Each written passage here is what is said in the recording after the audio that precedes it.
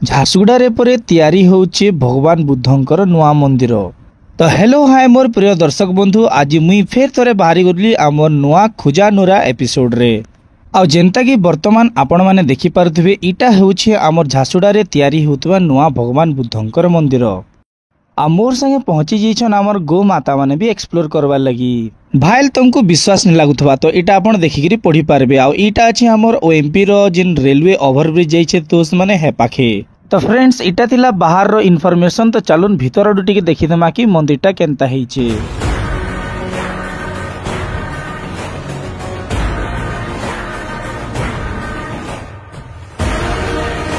तो फ्रेंड्स जेनता देखी पारछन, इटा मी पूरा बाहर के फिर से पले आइली। आ सबुआड़े इने गछ माने लगा है, बहुत भल है कि मंदिर रो परिसर रे एंता रेडी रहबार कथा। केते बड़ जगह जे आपण माने देखी पारुथिबे।